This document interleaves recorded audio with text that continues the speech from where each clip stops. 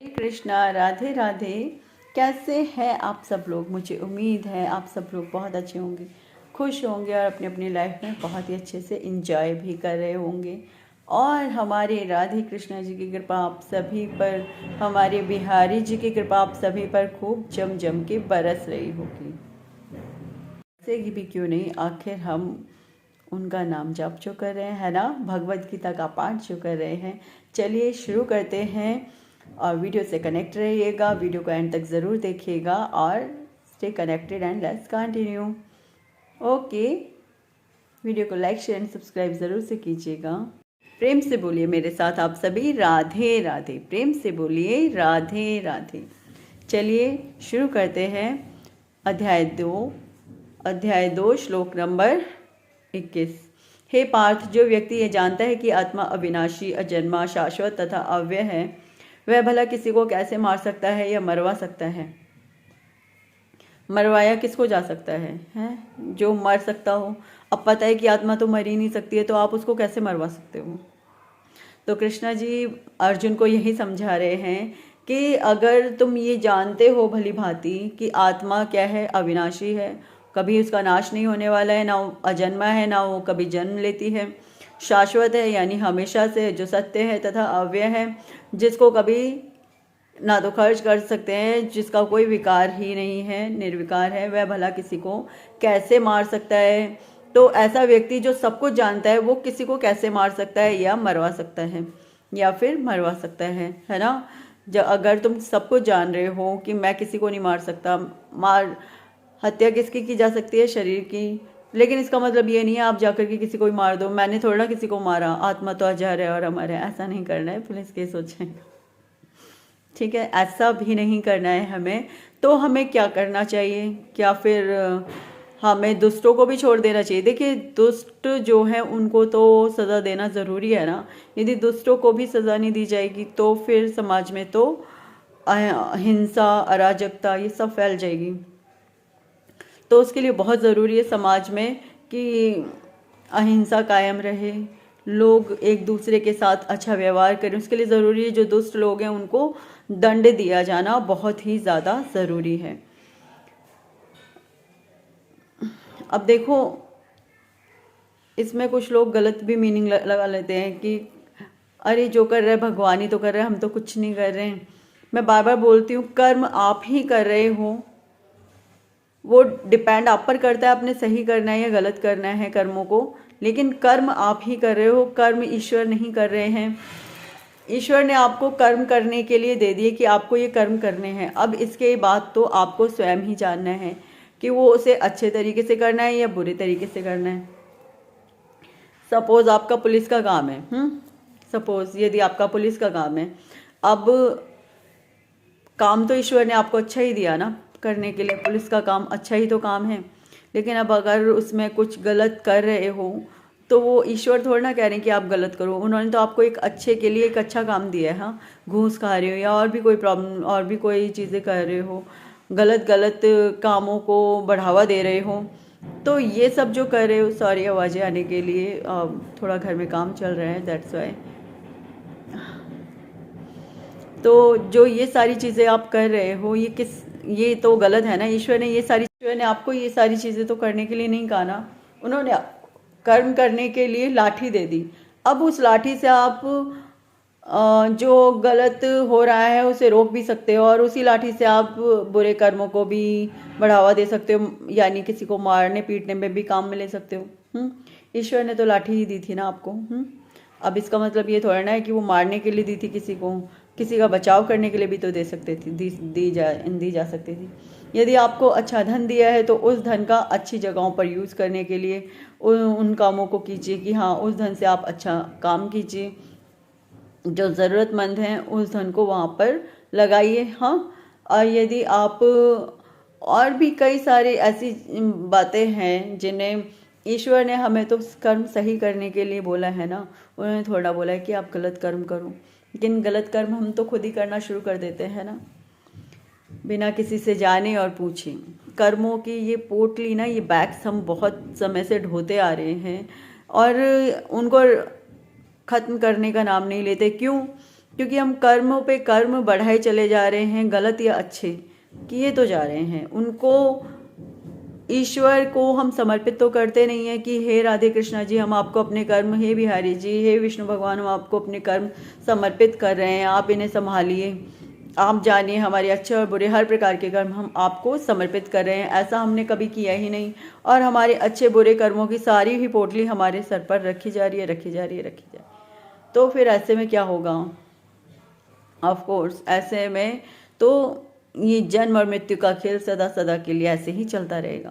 तो यदि आपको इस जन्म और मृत्यु के खेल से छुटकारा पाना है ना, तो उसके लिए बहुत ही ज़्यादा ज़रूरी है कि आप अपने इन कर्मों की पोटली को अपने ईश्वर को समर्पित कर दीजिए। जब हमारे राधे कृष्णा जी को आप, हमारे जो बिहारी जी हैं, उनको ये कर्मों की पोटली समर्पित कर देंगे ना, उसके बाद आपके कर्म नील बट्टा ज़ीरो। फिर हमें कुछ भी गलत करने के लिए नहीं करना पड़ेगा कि हमें कोई गलत काम करना है। हमें अच्छे अच्छे कर्मों की तरफ सही दिशा में जाना है, अच्छे अच्छे कर्मों की तरफ जाना है। मैं बार बार बोलती हूँ, आपके कर्म ही आपका भविष्य है, ये ध्यान रखिए। यदि आपने कर्म गलत किया तो ऑफ कोर्स भविष्य में आपको गलती मिलने वाला है, सब कुछ अच्छा कुछ नहीं मिलेगा। आप सोचिएगा भी मत। अब पता है कई बार क्या होता है, जैसे हमारा अच्छा समय चल रहा है, ठीक है, वो हम कुछ गलत भी कर रहे हैं ना, तो उस अच्छे समय में हमें वो उस गलत कर्मों की सज़ा नहीं मिलेगी। तो ऐसे में इंसान को क्या लगता है कि नहीं, मैं जो कर रहा हूँ सही कर रहा हूँ। अरे यार, ऐसा भी तो हो सकता है, ईश्वर समेट के रख रहे हैं, टाइम आने पे मिलेगा, टाइम आने पे मिलेगा, टाइम आने पे ज़रूर मिलेगा। तो प्लीज़ अपने इन बुरे कर्मों को करने से पहले हज़ार लाखों बार सोचें, और उसके बाद भी रिफ्यूज़ कर दें कि नहीं करना, इन गलत कर्मों को हमें नहीं करना, नहीं बढ़ावा देना है। ठीक है, वापस हम अपने टॉपिक पे आते हैं कि जो व्यक्ति यह जानता है कि आत्मा अविनाशी है, अजन्मा है, शाश्वत है, अव्यय है, वह भला किसी को कैसे मार सकता है, मरवा सकता है। थोड़ा सा अब इसकी व्याख्या पढ़ते हैं। प्रत्येक वस्तु की समुचित उपयोगिता होती है। जो ज्ञानी होता है वह जानता है कि किसी वस्तु का कहाँ और कैसे प्रयोग किया जाना है। जैसे कि मैंने आपको भी 2 मिनट पहले यही सारी बातें बताई थी ना, कि आपको लाठी पकड़ा दी भगवान जी ने, अब उसको किसी को ज़बरदस्ती मारना, पीटना या किसी का बचाव करना, दोनों में से एक काम आपके चूज बाय है ना, कि आपने क्या करना है। इसी प्रकार से यहाँ पे लिखा हुआ है, प्रत्येक वस्तु की समुचित उपयोगिता होती है कि उसे किस प्रकार से उपयोग किया जाना है। जो ज्ञानी होता है वह जानता है कि किसी वस्तु का कहाँ और कैसे प्रयोग किया जाए। इसी प्रकार हिंसा की भी अपनी उपयोगिता है, और इसका उपयोग इसे जानने वाले पर निर्भर करता है। एक हिंसा तो हम युद्ध में दिखा रहे हैं, जो बहुत ही ज़्यादा ज़रूरी है, नेसेसरी है कि उसको उस हिंसा को वहाँ पर हमें लागू करना बहुत ज़्यादा ज़रूरी है। अगर युद्ध में अगर हम हिंसा नहीं करेंगे, बड़े प्यार से पेश आएंगे, तो क्या होगा? आप भी अंडरस्टैंड क्या होगा। तो ऐसा नहीं करना है ना, युद्ध में तो हिंसा दिखाना बहुत ज़्यादा ज़रूरी है, लेकिन वो हिंसा अपने धर्म की रक्षा के लिए, अपने देश की रक्षा के लिए दिखाई जा रही है, ना कि किसी को ज़बरदस्ती मारने पीटने के लिए, है ना। लेकिन इसी के विपरीत वही हिंसा अगर एक पुलिस वाला ऐसे ही गली बाज़ारों में करता है तो ज़बरदस्ती अपने धर्म और अपने कर्म और अपने देश के साथ गद्दारी हुई ना। इसी तरीके से आगे बढ़ते हैं, और इसका उपयोग इसे जानने वाले पर निर्भर करता है। यदि भी हत्या करने वाले व्यक्ति को न्याय संहिता के अनुसार प्राणदंड दिया जाता है, किंतु न्यायाधीश को दोषी नहीं ठहराया जा सकता। देखिए कितनी सही बात है ना यहाँ पे। अब न्यायाधीश जी हैं, अगर वो क्या कर रहे हैं, अब इस इंसान ने किसी के साथ कुछ गलत किया है या किसी को मार दिया है, किसी ने किसी का कत्ल कर दिया, तो भगवान जी क्या, वो न्यायाधीश जी क्या कर रहे हैं, वहाँ पर उसको सज़ा दे रहे हैं ना कि तुम्हें फांसी होगी। लेकिन अब यहाँ पर न्यायाधीश को भी फांसी होगी क्या? क्योंकि उन्होंने तो किसी को फांसी की सज़ा सुना दी। नहीं डियर, वहाँ पे उनको फांसी नहीं होगी। वहाँ पे तो उन्होंने अपने धर्म, अपने कर्म, अपने देश की रक्षा के लिए वो निर्णय लिया। ठीक है ना। चलिए, क्योंकि वह न्याय संहिता के अनुसार ही दूसरे व्यक्ति पर हिंसा किए जाने का आदेश देता है। वो क्या करता है, न्याय संहिता में जो लिखा हुआ है उसके अनुसार ही दूसरे व्यक्ति पर हिंसा किए जाने का आदेश देता है कि हाँ भाई, इसके साथ हिंसा करनी जरूरी है, ऐसा न्याय संहिता में लिखा हुआ है। मनुष्यों के विधि ग्रंथ मनु संहिता में इसका समर्थन किया गया है कि हत्यारे को प्राणदंड देना चाहिए, जिससे उसे अगले जीवन में अपना पाप कर्म ना भोगना पड़े। अब देखिए अलग अलग कर्मों की अलग अलग फल मिलते हैं, अलग अलग पापों के अलग अलग दंड भी मिलते हैं। यदि कोई किसी की हत्या कर देता है तो उसका भी बहुत ही भयंकर हमें दंड नरक में भोगना पड़ता है, और उसका अगले जन्मों में भी हमें पूरा का पूरा भुगतान करना पड़ता है। आपको क्या लगता है कि बस ऊपर गए और ऊपर जाकर के पूरा भगवान जी ने हमारे साथ जो जो करना था करा और फिर वापस धरती पे भेजा, अब उसके बाद सब सब फिनिश? नहीं। जितना आपने गलत काम किया है ना, सपोज आपने कुछ भी गलत किया, किसी की हत्या की है, तो पहले तो आपको नरक में भेजा जाएगा। नरक में आपके साथ बहुत गलत गलत कढ़ाई में पका दिया, ये कर दिया, ऐसे कर दिया, वैसे, ठीक है, ये सब करना पड़ता है, करा जाता है वहाँ पे, और आत्मा को वो सब भोगना पड़ता है। हाँ जी, आत्मा को वो सब भोगना पड़ता है। ऐसा नहीं है कि बिना भोगे आत्मा का काम चल जाएगा, ठीक है। वहाँ पर सब कुछ भोगती है, पता नहीं कितनी गंदी गंदी चीज़ें होती हैं जो उस वक्त आत्मा के साथ करी जाती हैं। बताते मैं भी अब थोड़ा सा बताती हूँ ताकि आपको लगे कि गलत चीज़ें नहीं करनी है, गलत काम नहीं करने। जल खौलते हुए तेल में उबाला जाता है, ठीक है। और मवाद जानते हैं ना, पीव मवाद, उसकी नदी होती है जिसमें उसे हजारों सालों तक छोड़ दिया जाता है, उसी को पीती है वो आत्मा, ठीक है। विष्ठा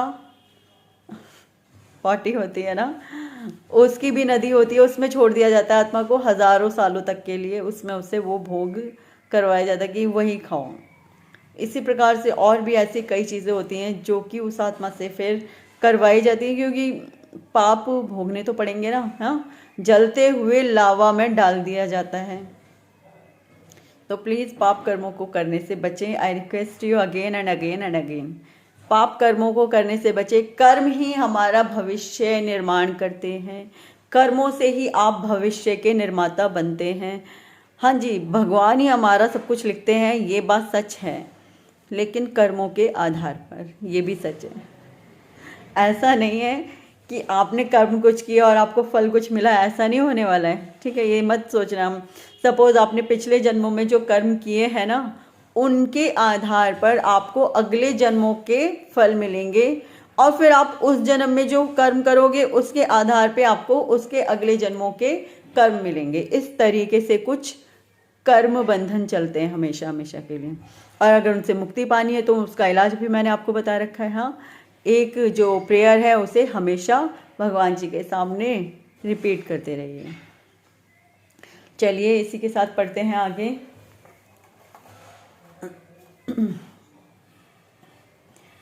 कि हत्यारे को प्राणदंड देना चाहिए, जिससे उसे अगले जीवन में अपना पाप कर्म भोगना ना पड़े। अब देखिए यहाँ पर मैंने कुछ नहीं बोला है ना, जो बोल रही होती हूँ वो पीछे पीछे लिखा भी होता है इसमें, वही मैं पहले बोल चुकी थी। हाँ, वो बाद में पढ़ रही होती हूँ, ऐसा नहीं मैं पढ़ के बैठी होती हूँ, आपके सामने ही रीडिंग चल रही होती है, ठीक है। तो वो उसमें भी वही लिखा हुआ है, मैंने नहीं लिखी है, डोंट वरी, उसमें भी वही लिखा हुआ है कि अगर आप कर्म कर रहे हो तो थोड़ा सोच समझ के कीजिए, और इसमें जो लिखा है वही मैं बोल रही होती हूँ, ठीक है। तो प्लीज़ ऐसे ही कुछ भी नहीं कह रही होती हूँ, जो लिखा हुआ है, जो हमारे ग्रंथों में, हमारे शास्त्रों में निहित है ना, जो बात, मैं केवल और केवल उस बात को आपको बार बार बार बार समझा रही हूँ कि कर्म बड़े सोच समझ के कीजिए, ठीक है। आगे बढ़ते हैं। इसी प्रकार जब अतः राजा द्वारा हत्यारे को फांसी का दंड एक प्रकार से लाभप्रद है। लाभप्रद कैसे हुआ? मान लीजिए उसने इस जन्म में उसे फांसी का दंड दे दिया, हाँ, अगले जन्म में उसे उस अपराध की सज़ा नहीं भुगतनी पड़ेगी। लेकिन अगर उसने इस जन्म में उसे कोई दंड नहीं दिया तो अगले जन्म में वो सब रिपीट होने वाला है उसके साथ, और फिर उसको पता नहीं क्या ही मिलेगा, क्योंकि हम जो भी कर रहे होते हैं ना वो डबल ट्रिपल होके मिल रहा होता है हमें, चाहे वो अच्छा है या बुरा, जो भी हम कर रहे होते हैं वो सब डबल ट्रिपल मल्टीप्लाई होके मिल रहा होता है वो सब कुछ। ऐसा नहीं है कि वो सब कुछ हमें बस जितना किया था उतना ही दे दिया, सब मल्टीप्लाई होके मिलता है। आप अच्छा कर रहे हो तो आपको अच्छा ही मल्टीप्लाई होकर मिलेगा, ठीक है। आगे बढ़ते हैं। इसी प्रकार जब कृष्ण युद्ध करने का आदेश देते हैं तो ये समझना चाहिए कि यह हिंसा परम न्याय के लिए है। ये हिंसा धर्म के लिए है, परम न्याय के लिए है, ठीक है, किसी का अहित करने के लिए तो बिल्कुल भी नहीं है। क्योंकि जब ईश्वर आदेश दे रहे हैं तो ईश्वर के आगे कौन है, वहाँ पर कोई भी नहीं है। और ईश्वर जब आदेश दे रहे हैं तो वो आदेश हमें पालन करना अत्यधिक आवश्यक है। और इस तरह अर्जुन को इस आदेश का पालन यह समझकर करना चाहिए कि कृष्ण के लिए किया गया युद्ध हिंसा नहीं है। हाँ जी, आपने कोई भी कर्म किया, वो कर्म यदि ईश्वर को समर्पित कर दिया, हमारे राधे कृष्ण जी को, हमारे बिहारी जी को, हमारे विष्णु भगवान जी को, हमारे राम जी को समर्पित कर दिया, तो वो तो हमने तो सिर्फ कर्म उनके लिए किया ना। अब किसी को मार के जबरदस्ती आ जाओ फिर आकर के कह दो भगवान जी आपको समर्पित, ऐसे मत करना। भगवान जी लेंगे नहीं, आपको लगे भगवान जी वो भी ले लेंगे तो भगवान जी नहीं लेने वाले, भगवान जी तो ठोकर मार के आपको साइड कर देंगे, ये भी ध्यान रखना। भगवान जी कब आपके कर्मों को एक्सेप्ट करते हैं, जब आप उन्हें समर्पित करते हैं, जब आप अपने मन वचन वाणी से कर्मों से बिल्कुल साफ और शुद्ध हो चुके होते हैं, तब वो आपके कर्मों को एक्सेप्ट कर लेते हैं। यदि आप अपने मन से वचन से कर्मों से, है ना, वाणी से, इन सबसे शुद्ध तो हुए नहीं हो, अपने अंतर मन को धोया नहीं है, पाप तो खत्म किया नहीं है मन में से, और आ गए इनके समक्ष अपने कर्मों को समर्पित करने, अच्छे बुरे सभी प्रकार के, तो आपको क्या लगता है वो स्वीकार करने वाले हैं? ऐसा नहीं होगा, वो साइड कर देंगे, कहेंगे अभी टाइम नहीं आया, जब सब तुझे लगेगा ना वाकई में, उस दिन मैं स्वयं एक्सेप्ट कर लूँगा, अभी तू जा, ठीक है। तो वो तब तक समर्पित, वो तब तक एक्सेप्ट नहीं करने वाले जब तक आप पूरे के पूरे अंतर मन तक से शुद्ध नहीं हो जाओगे, साफ नहीं हो जाओगे, अपने आप को परिवर्तित नहीं कर दोगे, या उनसे चरणों में गिर के रो के ये प्रार्थना नहीं करोगे कि अब मैं बदलना चाहता हूँ या चाहती हूँ तो मुझे वो मौका दीजिए, तो तब तक एक्सेप्ट नहीं करेंगे। आगे बढ़ते हैं।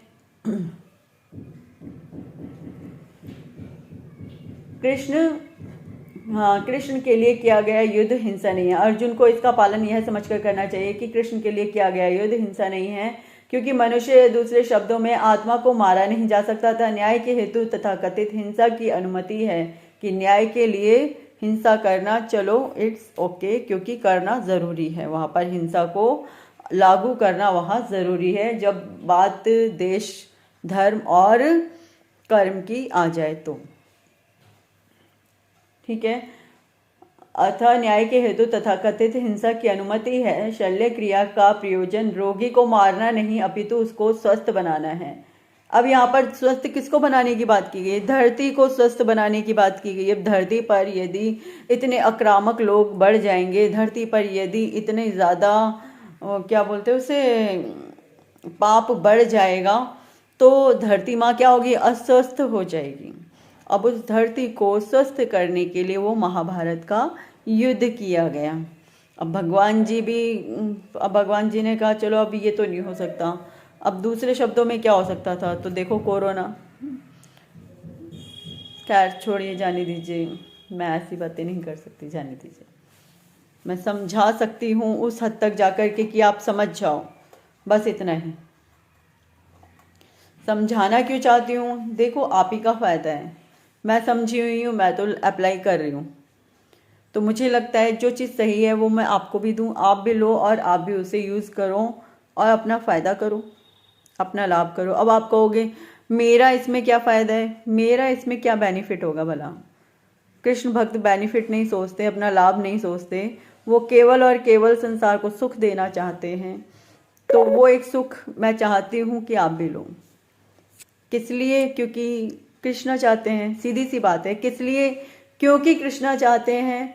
मेरे या किसी और के करने से कभी कुछ नहीं होता है। पहली बात तो मैं एक बहुत ही बात ना स्पष्ट कर दूं कि मेरे करने से कोई भी काम या किसी और के करने से कोई भी काम कुछ नहीं होता है। जब तक हमारे बिहारी जी, हमारे राधे कृष्णा, हमारे ठाकुर जी नहीं चाहते हैं, तब तक वो काम नहीं हो सकता, जब तक कि वो स्वयं ना चाहते हो। अब जैसे कि भगवत गीता का संदेश आप तक पहुंचाना, कथा का संदेश आप तक पहुंचाना, ये भी मैं तभी कर पा रही हूँ और वही लोग सुन पा रहे हैं जिनको कि वो स्वयं से चाहते हैं, अदरवाइज तो सुन भी ज़्यादा नहीं पा रहे हैं। ठीक है, आगे बढ़ते हैं। शल्य क्रिया का प्रयोजन रोगी को मारना नहीं अपितु उसको स्वस्थ बनाना था। कृष्ण के आदेश पर अर्जुन द्वारा किया जाने वाला युद्ध पूरे ज्ञान के साथ हो रहा है, उससे पाप फल की संभावना नहीं है। हाँ जी, इससे कोई पाप फल की तो संभावना है ही नहीं कि कोई पाप या श्रापित फल मिलेगा। क्यों? क्योंकि ये तो ईश्वर के द्वारा और ईश्वर के पूरी तरह से नेतृत्व में ही हो रहा है। तो ये कार्य गलत कैसे हो सकता है? ऑफ कोर्स नहीं हो सकता है। अपने कर्मों को सुधारिए, अपने कर्मों पे ध्यान दीजिए, भगवत गीता का पाठ कीजिए और हरे कृष्णा कृष्ण कृष्ण हरे हरे, हरे राम राम राम हरे हरे। ओम नमो भगवते वासुदेवाय। इन सभी मंत्रों का जाप कीजिए। जो भी अच्छा लगता हो वो मंत्र उठा लीजिए और उसका जाप शुरू कर दीजिए। इसी के साथ मैं विराम लेती हूँ। अब प्रेम से बोलिए मेरे साथ, राधे राधे। प्रेम से बोलिए राधे राधे। हरे कृष्णा, राधे राधे, राधे कृष्णा।